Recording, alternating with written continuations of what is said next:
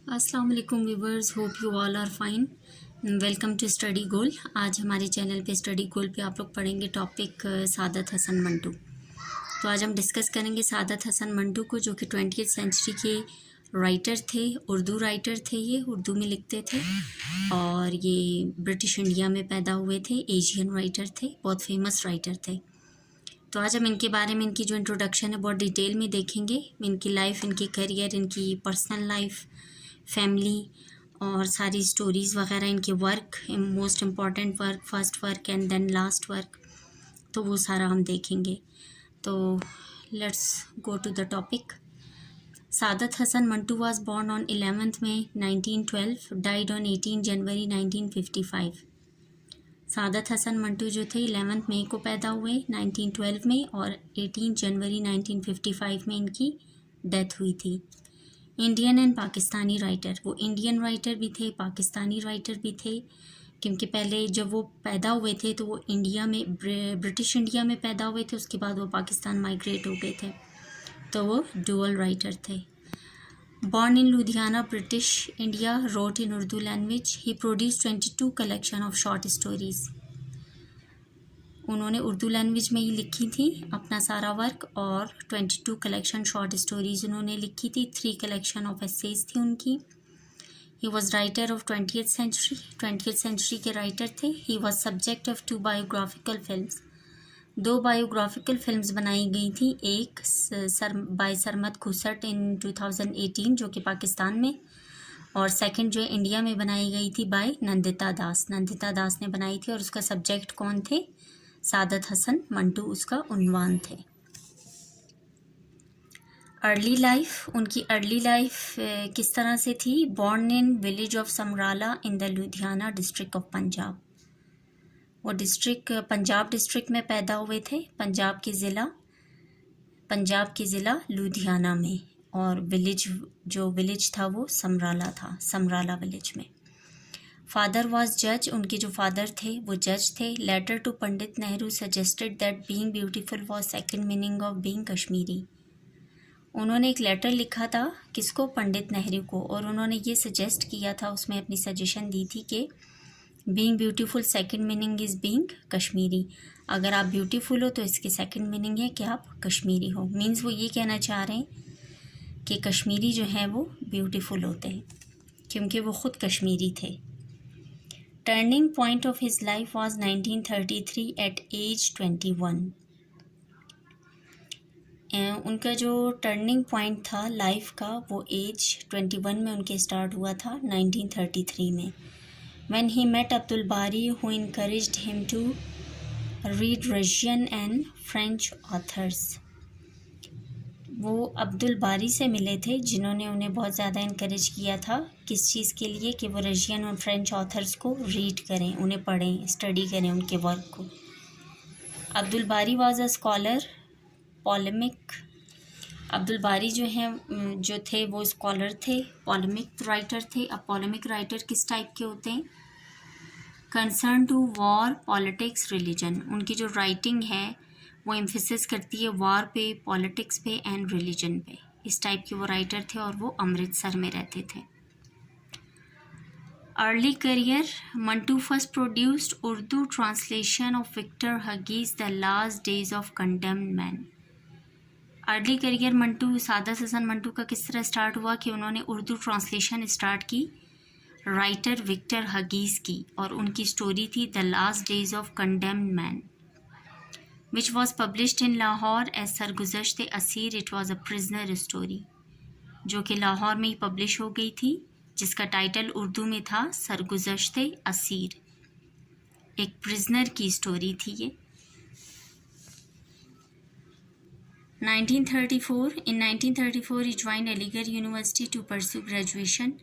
उन्होंने graduation pursue करने के लिए 1934 में अलीगढ़ यूनिवर्सिटी को ज्वाइन किया।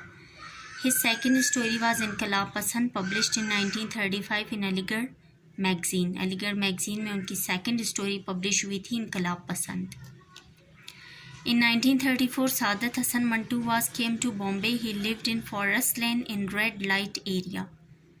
1934 में मंटू जो थे वो बॉम्बे आ गए थे और वहाँ पे वो कहाँ रहते थे, फॉरेस्ट लैंड में, जिसे रेड लाइट एरिया कहा जाता था, वहाँ पे रहते थे।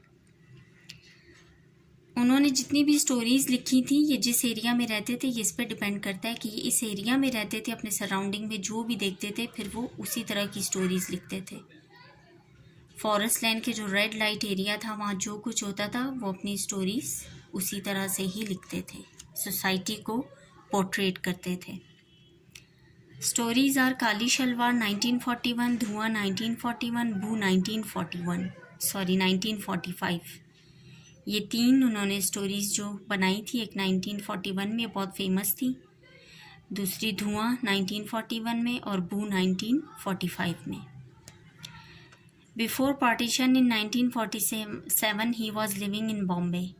पार्टीशन से पहले मीन्स के 1947 से पहले बॉम्बे में रहते थे। That time he migrated to Pakistan in January 1948। इसके बाद ये पाकिस्तान माइग्रेट हो गए थे 1948 में, जब पार्टीशन एंड हो चुका था। Manto was in touch with prominent intellectual Faiz Ahmed Faiz, Nasir Kazmi, Ahmed Rahi, Ahmed Nadeem Qasmi. ये जितने भी इंटेलेक्चुअल्स थे, राइटर्स थे, मंटू इनके साथ इन टच थे।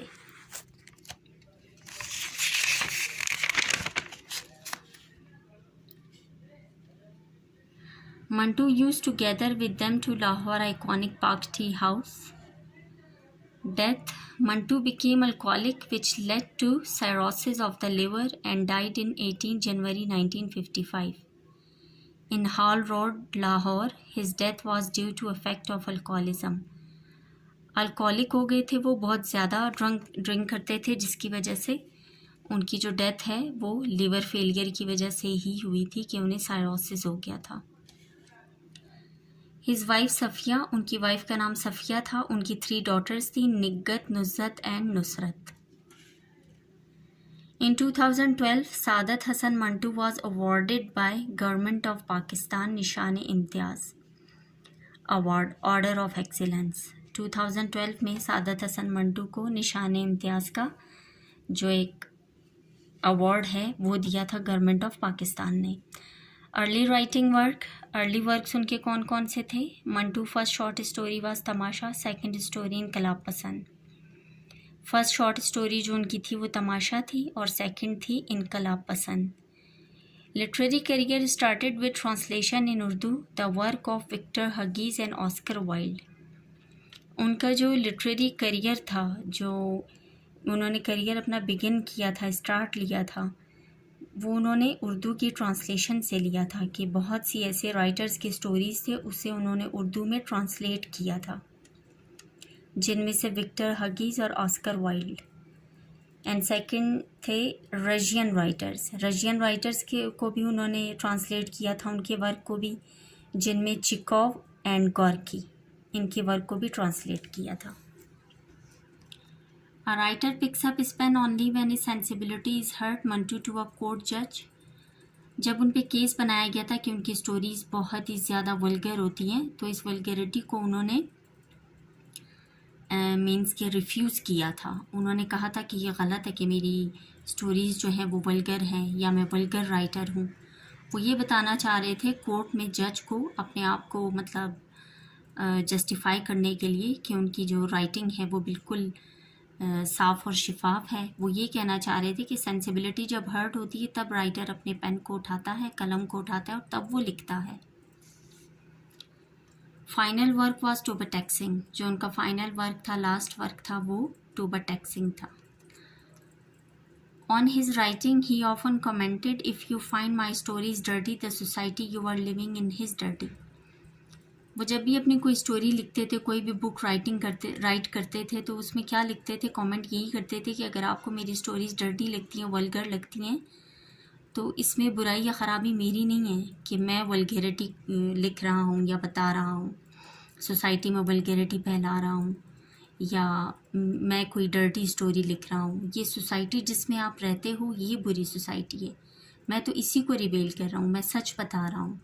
तो अगर आप इसे वल्गर देखते हो, मेरी राइटिंग को डर्टी देखते हो, तो दैट्स मीन कि मैंने कोई डर्टी चीज़ नहीं लिखी है, ये सोसाइटी ही डर्टी है जिसमें आप रहते हो। With my stories I only expose the truth. वो जस्ट ट्रुथ को एक्सपोज करते थे, ट्रुथ को रिवेल करते थे। तो वो यही कहना चाह रहे हैं कि मैं तो ट्रुथ को लिख रहा हूँ जो मेरे सराउंडिंग में हो रहा है। तो it does not mean that कि मैं जो हूँ डर्टी स्टोरीज़ लिख रहा हूँ या मैं वल्गैरिटी जो है वो स्प्रेड कर रहा हूँ। Mantu died at age of 42. Mantu wrote 22 short stories, 3 collection of essay, 1 novel, 5 collection of radio drama. 5 collection radio drama के लिखे थे उन्होंने, 1 novel लिखा था, 3 essay लिखे थे, 22 short stories, and he was died at the age of 42. तो आज का हमारा टॉपिक एंड हो चुका है। मुझे उम्मीद है कि आप लोगों को समझ आ गई होगी। बहुत डिटेल में हमने इनकी इंट्रोडक्शन की है।